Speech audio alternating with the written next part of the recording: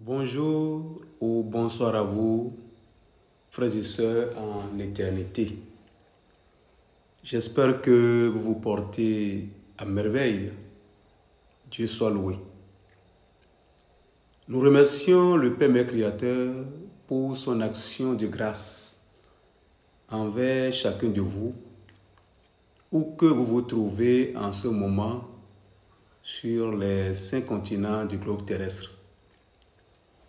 Nous voici une fois encore devant vous en tant que canal de la vérité pour animer la 4e édition de votre émission Enfin réveillez-vous. Le thème que nous vous présentons en ce jour est titré « Le mensonge de la Bible sur l'Eucharistie, idolâtrie et macabre symbolique ». Il faut reconnaître que notre univers ou galaxie et tout le multivers est un véritable champ de théâtre qui a débuté à l'instant alpha et prendra fin à l'instant oméga, lorsque oméga rejoindra alpha au temps zéro. Dans ce théâtre, il y a 2 camps. 2 camps, je dirais, d'humanoïdes. Et chaque camp joue son rôle, comme dans un théâtre. Nous avons d'un côté le camp des êtres bienveillants. Et de l'autre côté, le camp des êtres malveillants. Les bienveillants sont des esprits incarnés dans une conscience évolutive. Et les malveillants sont des esprits incarnés, certes dans une conscience, mais des rebelles. Parmi ces derniers, nous avons Yaldabaoth, appelé le diable, qui s'est rebellé contre la mère généticienne des archontes et qui a drainé derrière lui bon nombre au sein des archontes et beaucoup d'autres peuples, sans oublier Lucifer, l'archange qui a choisi le chemin du libertinage en rejetant totalement la dépendance du Père Mère Créateur, tout en boostant derrière lui également bon nombre d'hominités de plusieurs peuples. Soulignons qu'il existe au sein des esprits incarnés plusieurs peuples qui disposent de l'art de la manipulation génétique. Nous avons par exemple les forces de lumière capables de s'incarner dans des corps physiques et qui ont vécu sur la Terre des millions d'années, même avant l'arrivée des Anunnakis sur la Terre. Ces forces de lumière, dont la plupart des entités de Sirius et autres, que nous appelons les Néphilim, ont l'art de la manipulation génétique. Cette fois-ci, pour de leur côté, en rapport avec la source Père Mère Créateur. Mais il y a aussi d'autres peuples, dont les archontes que nous connaissons bien, qui possèdent également l'art de la manipulation génétique, cette fois-ci en rapport avec Yaldabaoth, le diable. Force est de constater que le deuxième camp ayant creusé un grand fossé entre lui-même et la source Père Mère Créateur manque d'énergie créatrice qu'il puise dans le sang et dans la chair des espèces incarnées évolutives, ignorantes et à travers leurs émotions, comme également dans les animaux. Il faut reconnaître que si les entités négatives n'existaient pas, il fallait les créer. Sinon, le théâtre de la création n'aura aucun sens. C'est pourquoi l'important pour les Abel, c'est qu'ils sachent qu'ils sont en train de jouer un théâtre et qui ne sont ni le corps physique, ni l'âme, mais une présence divine qui, pour des besoins du théâtre, a besoin d'un corps pour interagir avec les autres. L'âme individuelle d'Isabelle est juste l'interface énergétique incorporelle entre le corps et l'esprit. C'est la force vitale qui empêche le corps de se décomposer au cours de la vie physique et après la mort, elle est dissoute. Cela dit, étant donné que le fait de manger de la chair ou de boire le sang au cours des rituels fait partie de la vie des entités malveillantes à cause de leur niveau de conscience et du fait que la chair et le sang contiennent des énergies qui les maintiennent dans la création, nous allons comprendre à travers ces prérequis beaucoup de choses sur comment fonctionne la Terre enfermée depuis 320 000 ans par les alienígènes, Anunnaki et autres. Nous avions déjà vu dans nos précédentes émissions que les alienígènes, Anunnaki et autres reptiliens sont des ritualistes et ont fait de leurs créatures Kanyens des ritualistes comme eux. C'est ainsi qu'à travers les Kanyens qui sont leurs yeux et leurs oreilles sur la terre, ils exercent constamment une pression sur l'esprit et les émotions des Abel afin d'empêcher leur croissance spirituelle et de réprimer leur lutte pour la liberté.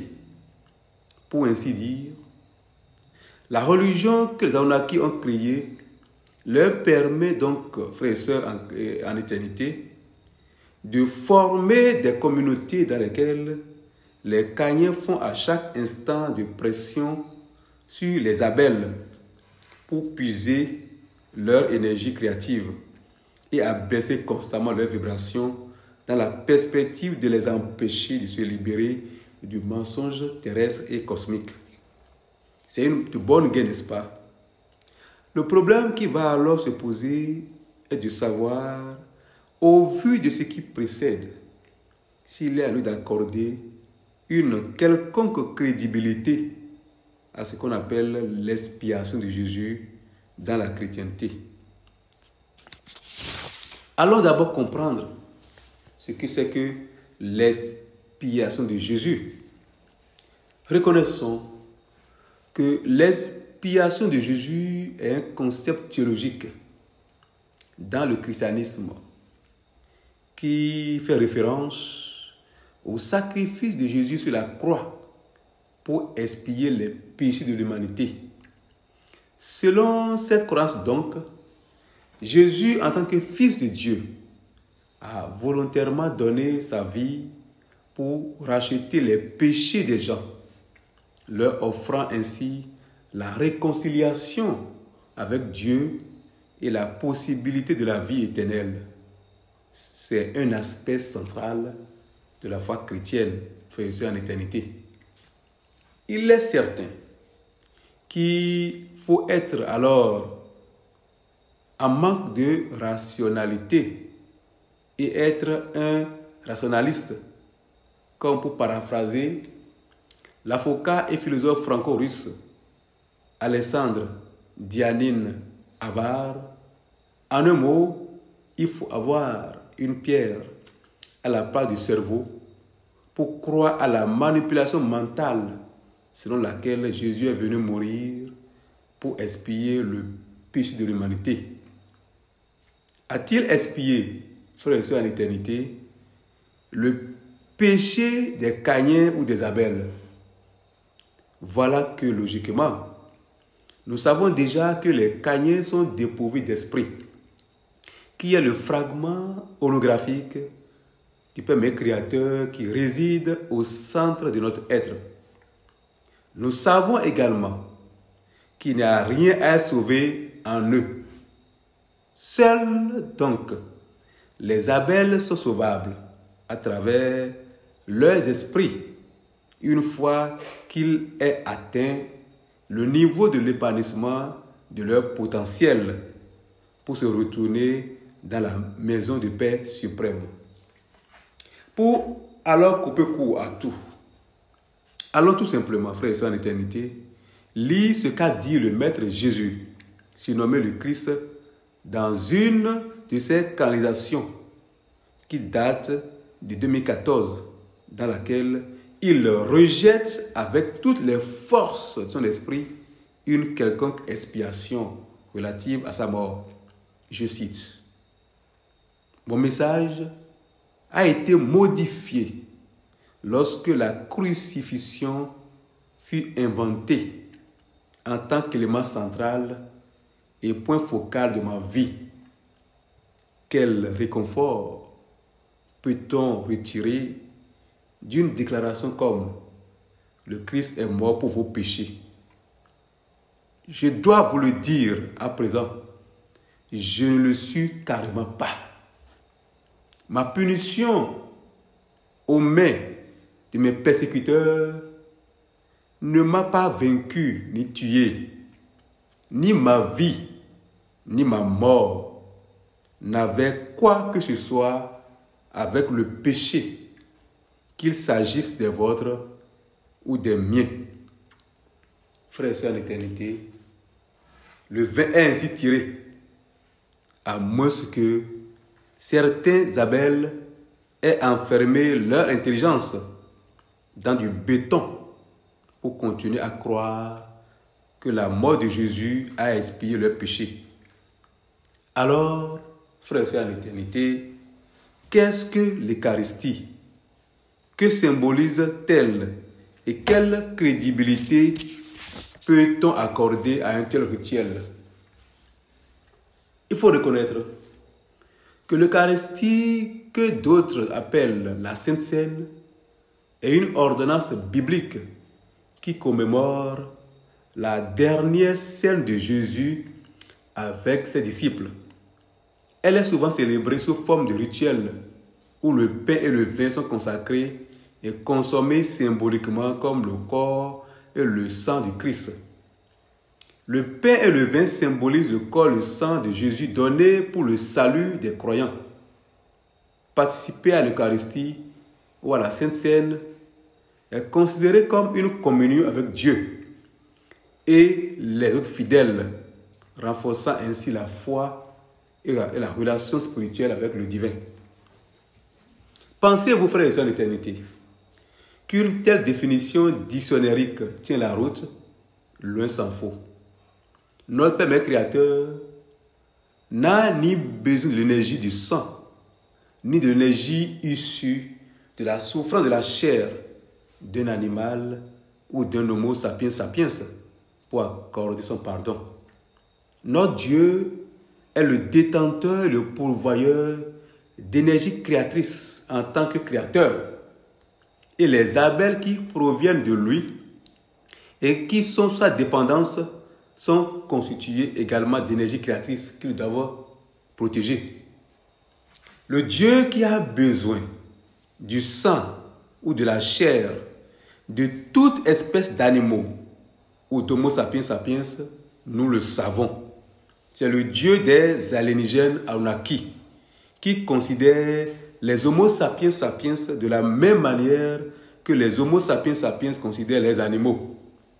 Comprenez donc qu'étant donné que les allénigènes Anunnaki sont spécialisés dans l'art de la manipulation mentale et de la manipulation d'énergie, ont manipulé leurs sbires homo sapiens sapiens pour introduire dans la Bible tout ce qui leur sera nécessaire pour qu'ils soient pourvus à chaque instant d'énergie créatrice ou créative, si vous voulez. Ce qui reste fondamentalement, ce document politico-religieux, que la Bible n'arrange donc que les Caïens et leurs créateurs Anunnaki, pour lesquels le symbolisme du vin et du pain est d'un grand prix pour leur maintien dans la création par manque d'énergie créatrice. Il faut reconnaître que la représentation mentale du symbolisme implique l'association d'images de concepts ou d'objets avec des significations profondes. Les symboles religieux, tels que le vin, symbole du sang versé de Jésus donc, et le pain, symbole de sa chair qui a souffert donc sur la croix ou bien comme vous voulez, font alors développer des émotions de tristesse et de culpabilité liées à la souffrance. D'où le fait que le rituel de l'Eucharistie, frères et sœurs d'éternité, permet tout simplement d'envoyer d'énergie aux entités qui ont mis la planète Terre en quarantaine depuis 320 000 ans, après le départ des Néphilim. Cela dit, la religion demeure jusqu'à nos jours un outil majeur dans le plan des Anunnaki. Elles maintiennent donc un climat d'ignorance dans lequel on ne pense pas ou l'on ne remet rien en question. Certains des responsables de bon nombre de communautés religieuses sont des agents des Anunnaki qui utilisent la religion pour manipuler et laver le cerveau des Abels qui sont dans ces groupes. Dans cette optique, nous sommes à travers l'Eucharistie ou la soi-disant Sainte Seine que l'on observe partout, donc dans un rituel politiquement correct, mais dont le symbolisme nous conduit tous à l'adoration du Dieu des Anunnaki. C'est donc un rituel de connexion avec le monde astral, un rituel destiné à vider énergétiquement les Abels qui sont encore dans ce mouvement religieux ou toute autre croyance pratiquant de tels rituels. Un rituel vital à la continuité du contrôle reptilien sur la planète. Un rituel qui permet de se connecter non pas au Dieu Père Mère Créateur, mais un rituel qui permet de se connecter au Dieu autoproclamé, archonte, appelé encore serpent, lion rugissant, Yaldabaoth ou le diable. Et c'est ce que l'éminent chercheur David Icke énonce à sa manière en ces termes, je cite: la chrétienté prétend s'opposer à la force que l'on nomme Satan.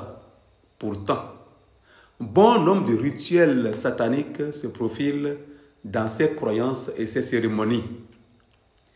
Des indices révèlent que le rituel de l'Eucharistie est un reflet d'anciens rituels liés aux sacrifices humains et au buvain du sang. L'accent est mis sur la consommation symbolique du corps de Jésus sous l'apparence d'une hostie et du sel de son sang avec celle du vin de messe. Nous pourrions donc supposer que l'Église chrétienne est une façade du satanisme. Et ces rituels de sacrifice sanglants, il savait que c'est précisément le cas. Nous pensons, frères et sœurs d'éternité, que le propos de l'auteur passe en commentaire. Finissons alors la 4e édition de votre émission « Enfin réveillez-vous » par une citation de Blaise Pascal, je cite: « La vérité est si obscurcie en ce temps et le mensonge si établi qu'à moins d'aimer la vérité, on ne saurait la reconnaître. » Frères et sœurs d'éternité, nous vous remercions beaucoup et nous pensons que nous nous reverrons bientôt pour la 5e édition de votre émission. Merci à vous où vous vous trouvez et soyez bénis. Amen.